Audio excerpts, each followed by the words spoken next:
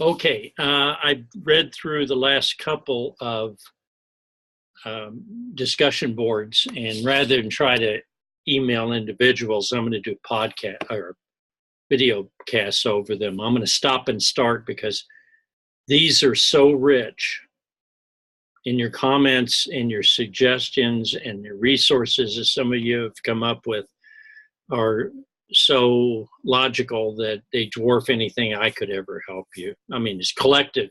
The collective knowledge is dramatic here. It's great. I'm just going to start in the beginning. I would say that what you did this past Sunday, that's almost worth reading through again for some of you to pick out anything that you need.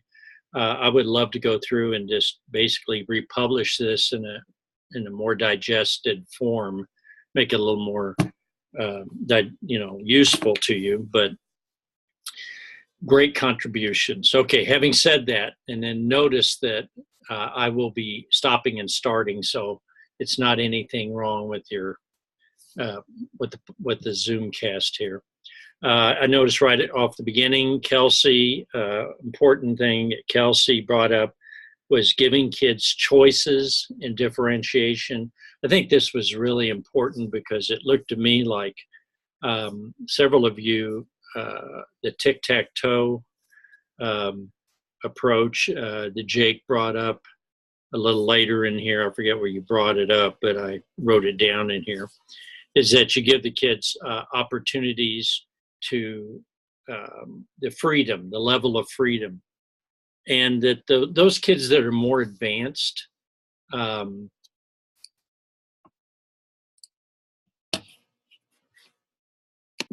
tiny interruption. I'm just going to do stream of consciousness because I think it's going to take forever if I stop and go. But giving kids choices, some of the other ideas were brought up in here where if you differentiate, is it embarrassing for some of the kids if you differentiate? And there were some good answers to that. I think it's basically what I read, I'll come to a little later, is that you teach differentiation as part of the culture of your classroom so that it's not an issue of what so-and-so is doing as opposed to what I'm doing. Because some of you have adults, I know some of you have adults, and others have ESL kids and SPED kids and learning disabled kids and behavior kids. And so that it's very important to make that obvious. Pam mentions a thing about high achieving students having difficulties at times.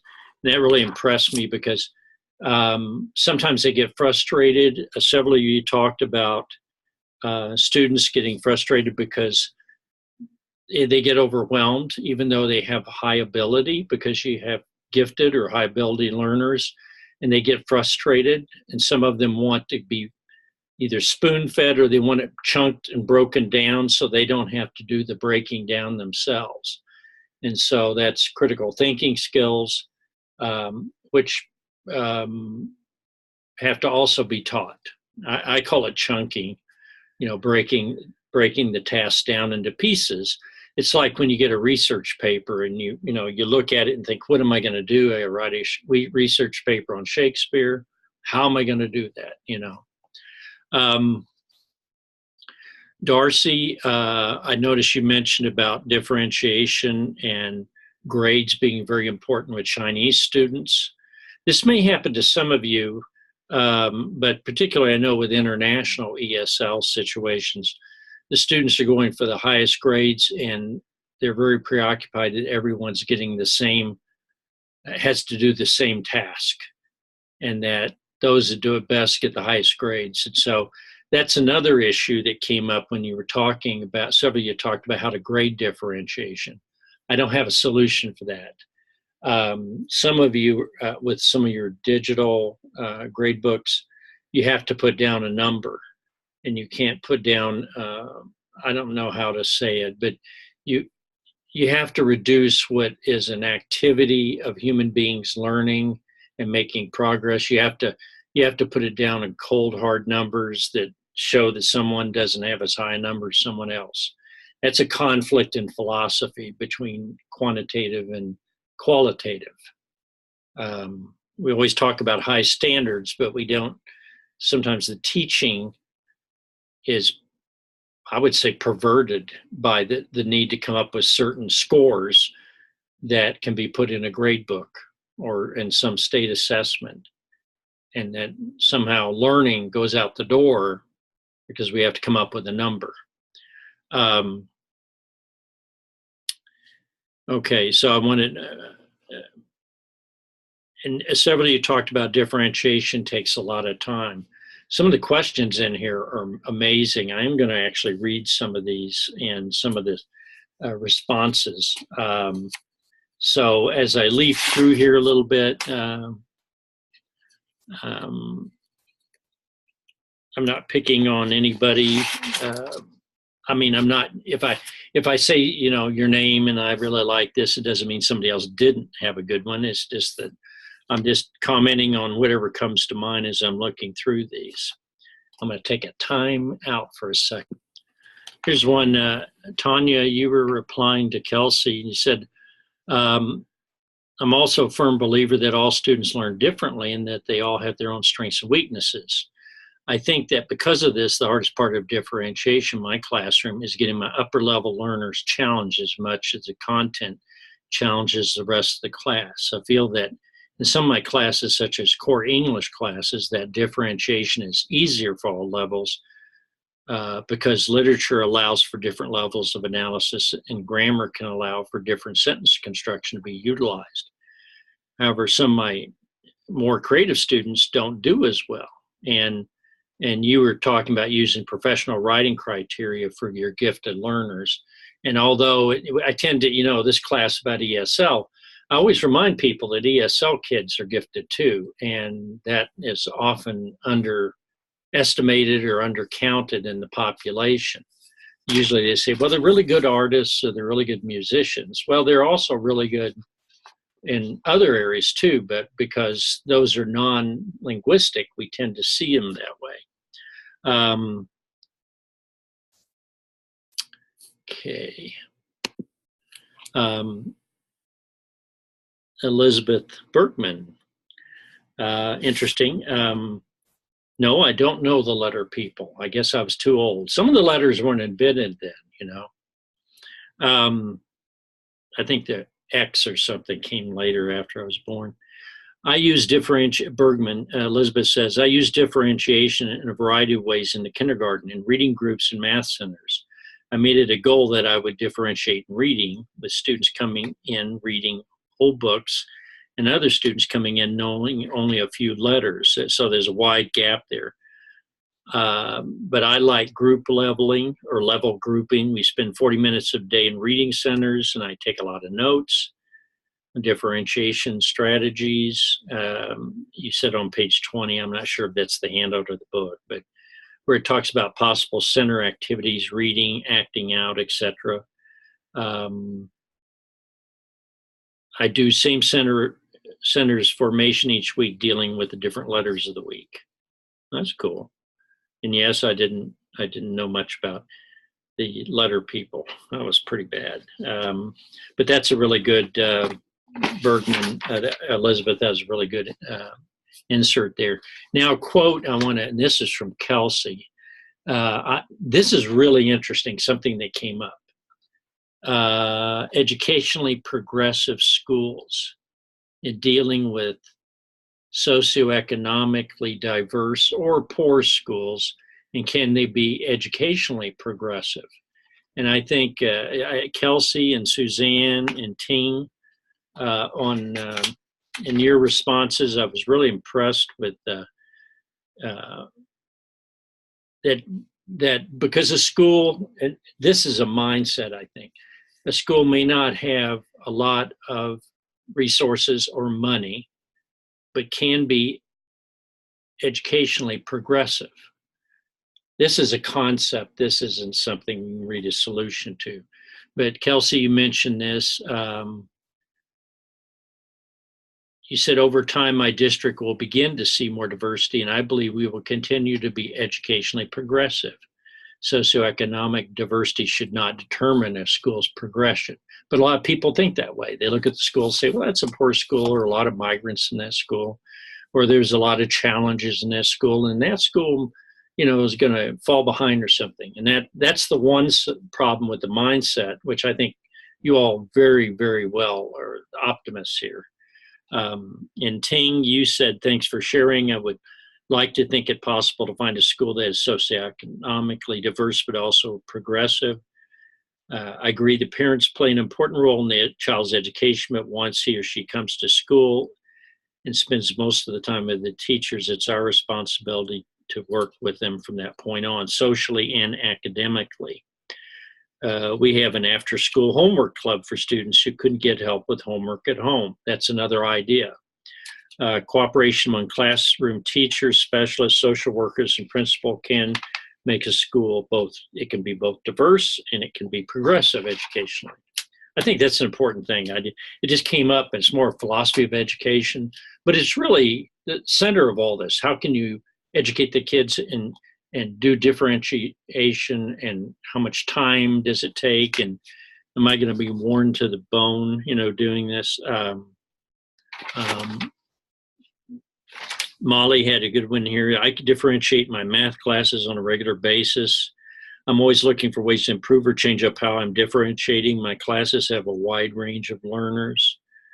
Mentions her 4th grade class, 9th grade class. She said without differentiation, they couldn't learn at all. And of course, you're gonna see a tape. I have 2 more tapes that are kind of the central part of Tomlinson's presentation. You already saw the ones on elementary, high school, and middle school, but you're going to see more that's more graphic, and it talks about contracts and anchor activities and tiered tasks, things like that. And you do a wonderful job talking about those in here. The one I want to mention that Jake's reply to Molly. Molly had a question, and it says, in regard to your question, when differentiating for higher ability students, how do you do that, or what advice do you have to prevent those students from getting frustrated? And I'm kind of hitting back on the higher level. You mentioned the term. I tell students, don't tell me I don't know, tell me I don't know yet. The word yet means not yet, but I will. Kind of like in the movie The Matrix, when he looks at the girl and said, you can fly. And of course, they're downloading, if you've ever seen The Matrix, they're downloading off computers, and she is in an imaginary world, but she's hooked up the computer. And he said, you can fly a helicopter? And she says, not yet. And of course, she immediately downloads it, and she starts flying the computer. And that should be the attitude of the kids. I don't know yet, but I'm going to know, because it's not going to be impossible for me to figure this out. And Pam, you have a good one in there. It's okay, take a deep breath, step, telling those kids they need to. And this happens to all kids, but particularly those kids that may be used to sliding through everything. Maybe it's a little easy and beneath them, and somehow they get challenged, and then they say, well, this isn't fair. The idea of a classroom, not only differentiation, but the fact that thinking is expected. Challenges are not only expected, they're to be embraced. So I'm going to stop for just. Ting, you mentioned the book Daily 5. It gives an instructional model for literacy time, teaches kids how to pick a good book that's a fit for them. It's called Daily 5. Just want to bring that up because I think that's an important little resource. I'll bring up some more as I go along. I hope this type of recording doesn't drive you nuts, but it's really, I can't talk continuously and keep track of everything here. Another one is getting kids to choose the right task when you differentiate. You want them to challenge themselves. A couple of people had good responses. Jake, again, you said you use the tic-tac-toe differentiating strategy in their 6th grade science classroom. You can look that up. It's the 3x3 grid, and you have activities in any row. You can go across or diagonal, just like playing tic-tac-toe, and gives them an option. And I noticed that Randy added also that when you do these kinds of activities, and some of you are worried, well, somebody's going to go for the lower level. Maybe you make 2 boards so that you either have a board with an option. Higher level kids have to pick off a higher level board so they don't get to try to drop down and take an easy way out. I wanted to say something. I know in some schools you have a set program for reading, and you have to teach it a certain way. It's direct instruction. I don't agree with that at all, but you know, you work there, so you work within that context, with that framework. And you're going to find this. I always tell students going out, you're going to find you need, when you interview, figure out the schools. And if you like a certain format, great. But if you philosophically disagree with something, then you have to, you know, you're going to be living with that at least for a while. So I just wanted to throw that in because I know you can't just take differentiation and change the way things are designed to flow. It depends on how your district does it. So just want to throw that in. You know, I think we all know it. We just work around it. But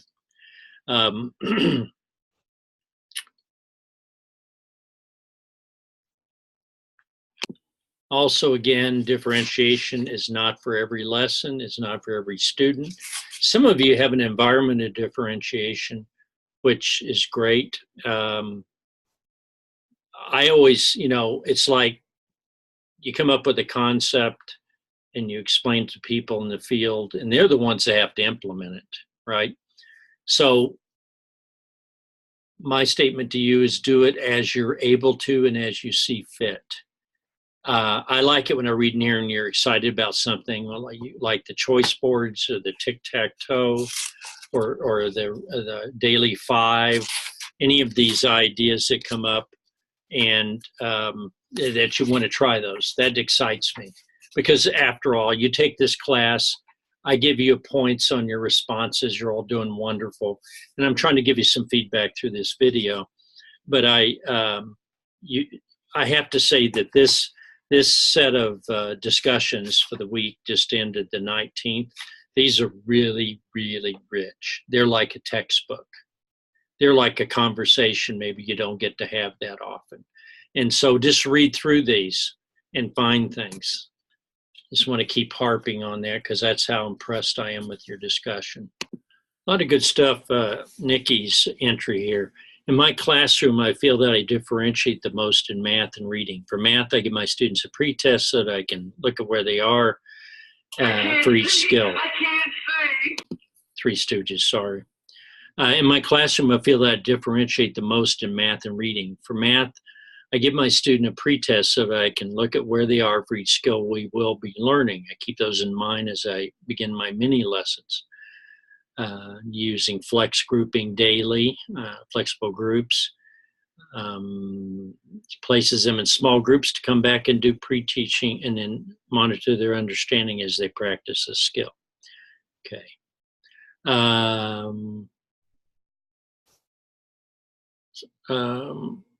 Yeah, I like the idea you brought in here. Is it you challenge your higher level skills, but you also have mixed groups where you have higher level students work with lower level students. Now, one of the questions that was posed by Darcy was differentiation with ELLs. It depends on the age level, of course. There's a really good one with adults in here that some of you have mentioned. I think differentiation with ELLs, obviously when they're older, if they've grown up in a culture where differentiation is accepted, and in the classroom it's not so easy, you don't have to explain it or apologize for it, it's just natural. I think in reading and math, I think it's very similar to what you would do with kids in elementary. Vocabulary, practice is very essential. The main thing with ELLs, of course, is that they don't have, for the most part, they're learning to read and write and speak and listen sometimes at the same time. So you've got to immerse them in language. You still must differentiate in the sense that you limit it so they're not overwhelmed. That's the biggest thing. It's same thing as when you go into an environment where you know a little Spanish and you try to speak Spanish, and suddenly you're being bombarded with Spanish and it overwhelms you. Your computer cannot take it in.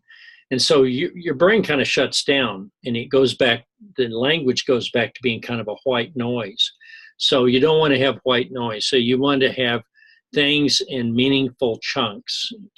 That's called communicative competence in the old lingo of ESL back in the 80s. And so that everything has a visual, it has a listening aspect to it, it has a speaking aspect to it, it has maybe some writing with it. I always emphasize in lessons you try to have a little bit of the four modes, listening, speaking, reading, and writing. So you try to season those in various recipes for lessons. This is mainly listening and speaking or something.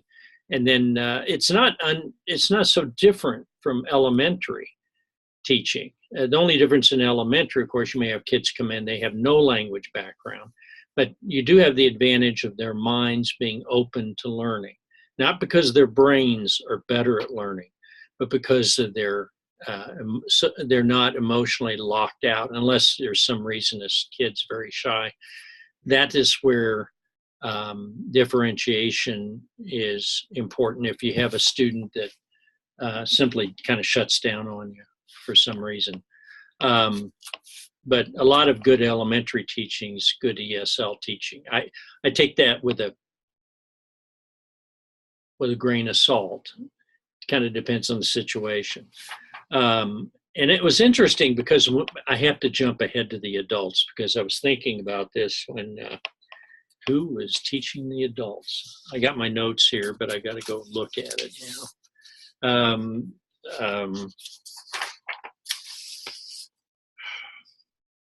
Because of the adults, I wrote it down.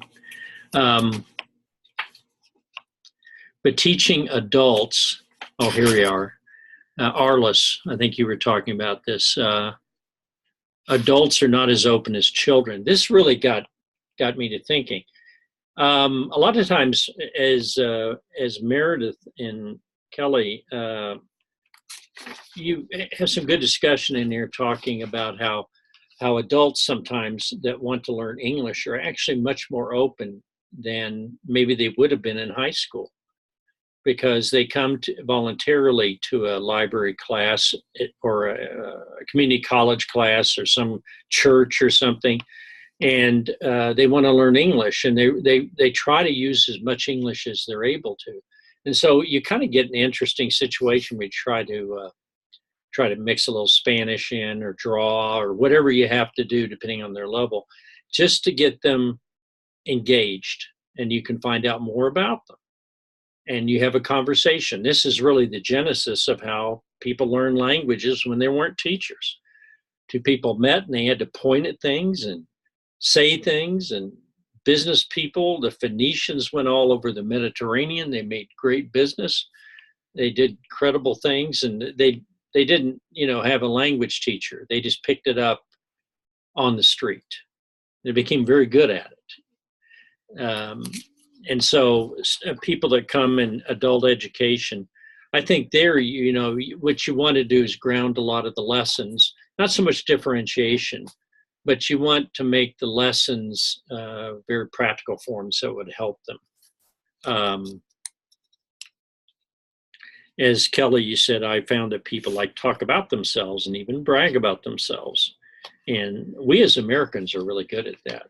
Europeans don't care for that too often, Go up to somebody and say, well, what do you do for a living?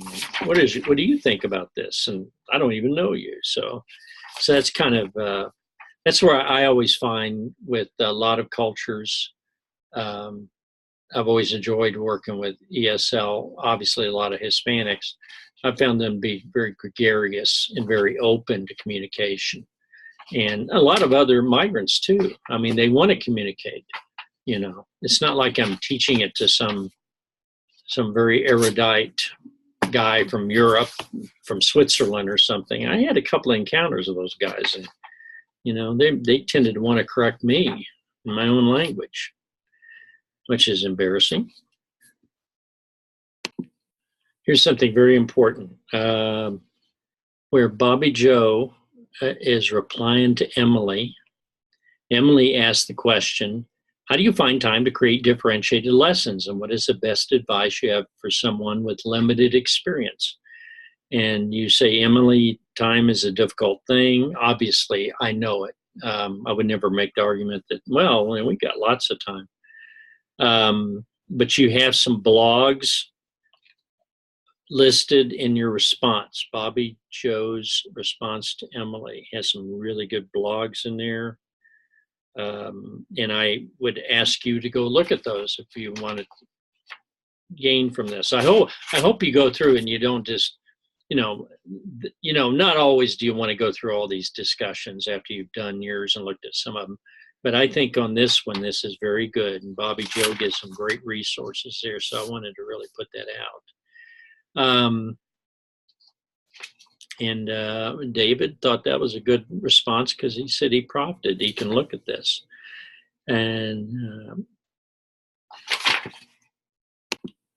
also, Nikki had a question for Bobby Joe, which I have a question too for Bobby Joe. She says, I'm interested in your math rotations. I do something similar. You said that they can listen to the lesson again. Do you record it? What do you use for practice sessions? One way I monitor my students is with exits, out slips. I also take a lot of notes during small group. I give a pretest, but I've wondered if giving that same pretest again right before we review for a test would be a good idea. That way I can see where the students are. And so I don't know, Bobby Joe wants to share that with the group. I almost feel like we should have just a huge meeting online and divide up in groups and have our discussions. Okay, and then I also the section on adults. Great responses to Arliss's question. Here's a good question that Elizabeth Grunwick, sorry if I messed it up.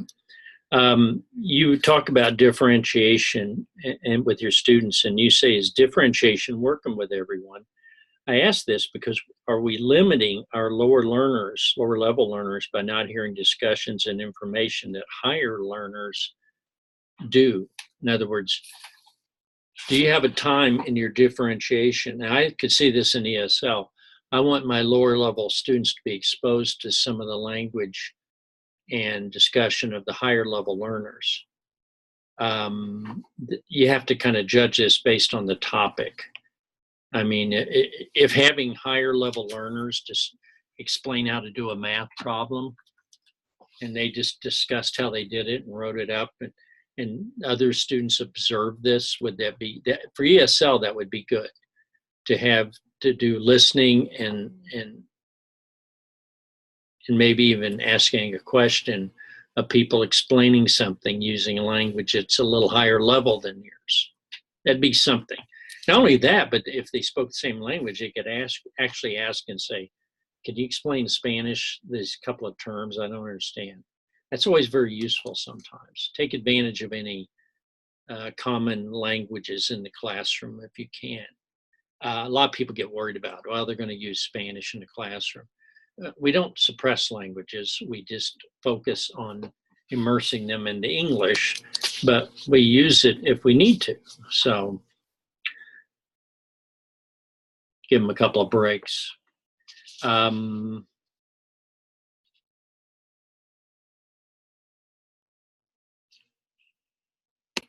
Here's one I like from Teresa. Differentiation is something I feel I'm not great at, but after reading the text, I'm realizing I do a lot of it in my classroom already without realizing it. Recently, my students completed a project in which they had to research a Hispanic holiday in a Hispanic country and write about it. Some students did just that, research and write about it. I was very specific on which verb tense I wanted them to use in each paragraph.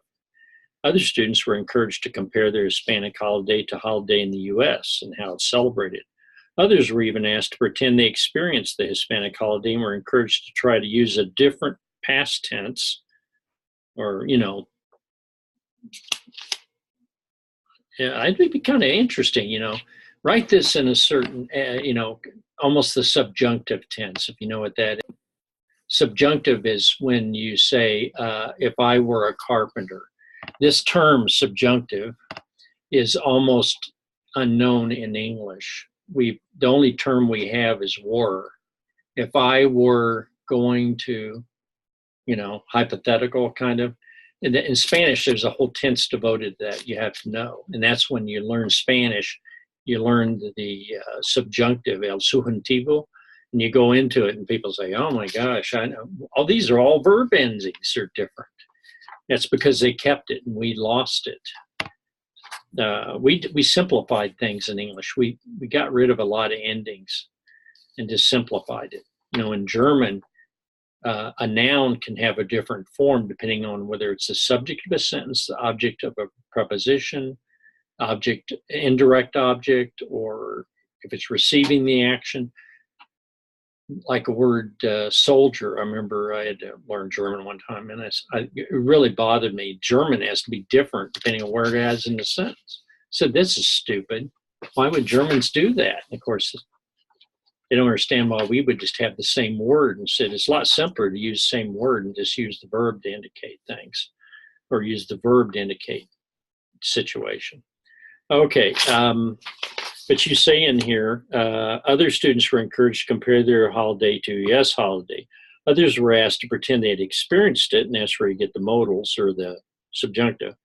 I was impressed by the results I got. My students who completed the most basic task did a great job and really needed the extra guidance. The other students did a great job too.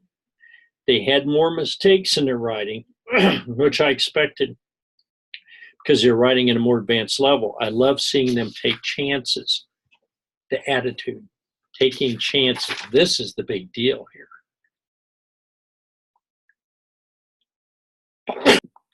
I think you saw that sneeze.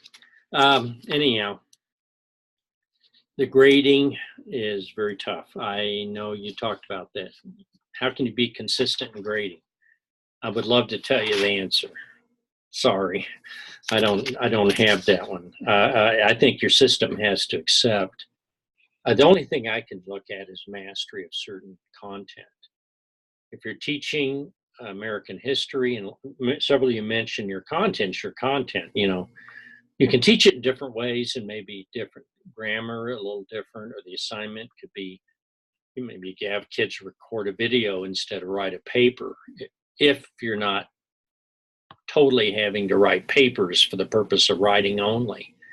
But you give them options on assignments. Some kids like that. I like Tanya when you mentioned differentiation and you talk about Shakespeare. And what I thought was interesting, and somebody else did this, Elie Wiesel, the guy, the Nazi hunter. I didn't say his name right, I'm sorry, but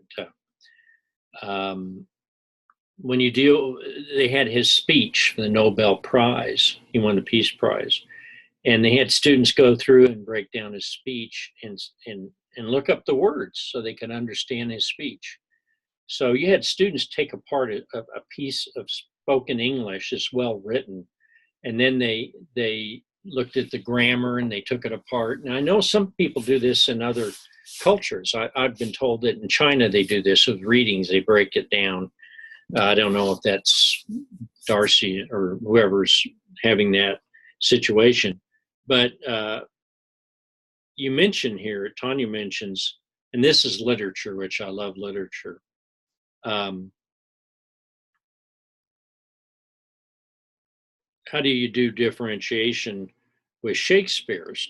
Well, obviously Shakespeare's language, and unless you get some modified book that Shakespeare, I don't want to say dumbed down, that just sounds wrong, but you have an easier version of Romeo and Juliet.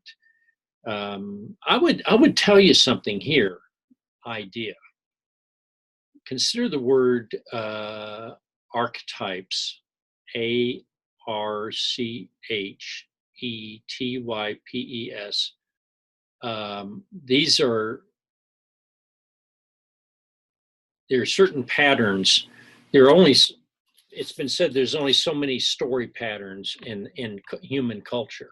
There's so many story patterns. There's so many types of characters. There's the devil character. There's the person who needs the hero character.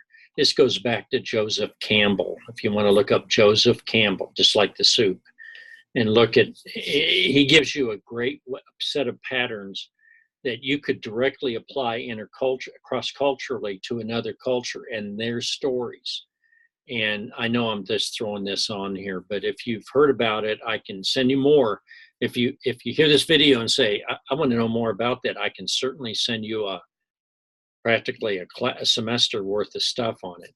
But basically it means identifying certain patterns in storytelling.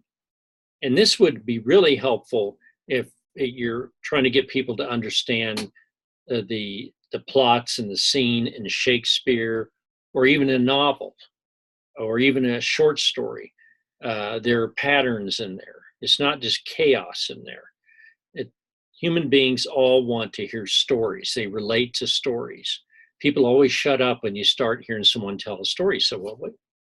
You're telling a story. I wonder what, unless it's boring, which I would tell, you would turn me off. But the point is, stories catch and engage students. So with Shakespeare or with Frankenstein, the patterns, the monster, the creation of life, something like that. Shakespeare, Hamlet,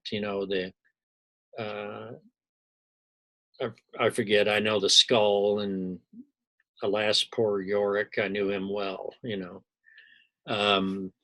Anyhow, I do have Plastic Skeleton, but he's not here now. He's only brought out Halloween. I do have his hand over there. It's sitting on the shelf. But these are good little patterns, and you can use these to teach our culture and other cultures and explain different things. It's the same thing with the Iliad and the Odyssey, the original story of adventure. I listen to it when I exercise. When I'm walking stairs, I listen to the Iliad. I have it on tape, and I know big chunks of it, not word for word, but I know a lot of the characters very well. I know Aeneas and, big and little Ajax, and Achilles, not Hercules, he's not in it. Hector, Agamemnon, Menelaus, Helen, Priam, the King Priam of Troy, and once you understand it, it's an incredible story to listen to, full of passion and violence and art, honor, and people fighting over their honor, and people fighting over money and everything else. The same story pattern exists. Okay, I'm getting a little bit off here, so I'm going to try to wind this up very quickly. Chelsea has a good one here. She uses one-on-one computers so that her students in her math class they have a learning profile and readiness, and they get lessons that are differentiated, but they don't get to look at all the other lessons. They just get the lesson they get to work on. There's a lot to be said for technology in terms of differentiation. And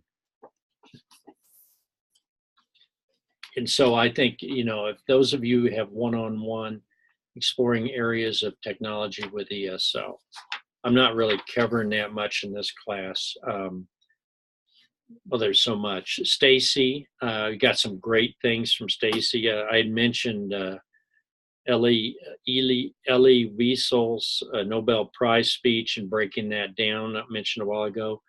Also, you right above that, you bring up the Prodigy Game blogs, and it helps with kids in math and reading. So I have made use of this website, and you have the website there, www.prodigy.game.com or prodigygame.com, and it has blogs and things. So there are a lot of great blogs on.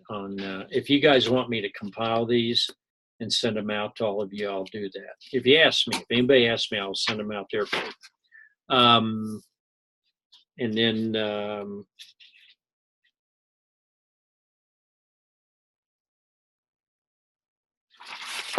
kind of on my last page here.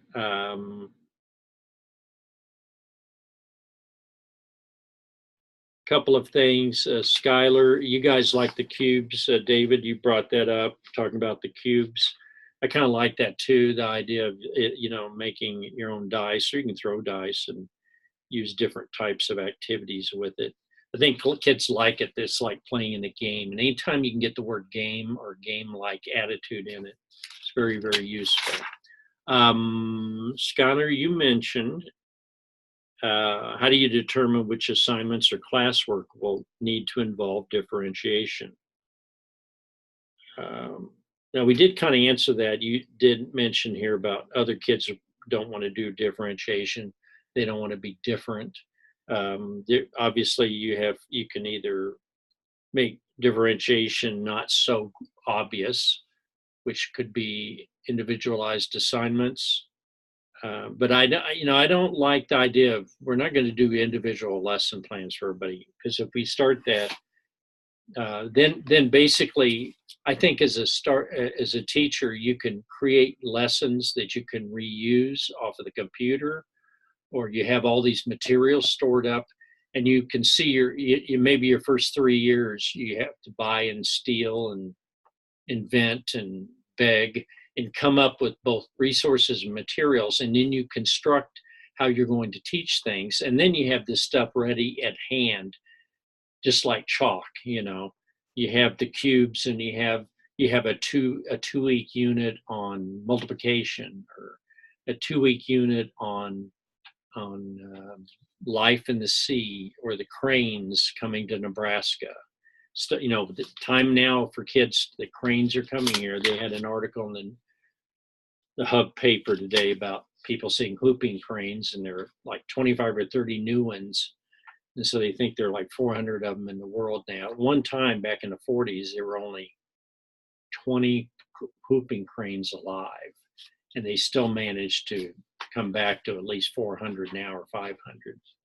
That amazes me. Sad news. The last northern great white rhino died this week, the male, and there's 2 females left, and that might be the end of that species unless they clone it. That really bothers me when I hear a species of such a grand animal disappearing from the earth. It's horrible.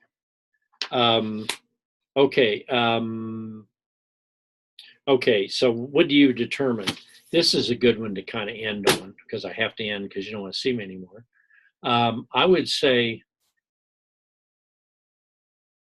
think about differentiation in terms of interest level for your students. Unless you have a history class where you have to change the lessons so they can fundamentally do similar content. Gosh, if you were doing the Oregon Trail, I'm sure there's 100 lessons. Well, there's thousands of lessons on the Oregon Trail, and you can buy some of them off that one site where they sell lessons. And I would encourage you, maybe you want to sell lessons. And then I read there's a lady made $1 million selling her lessons off this site.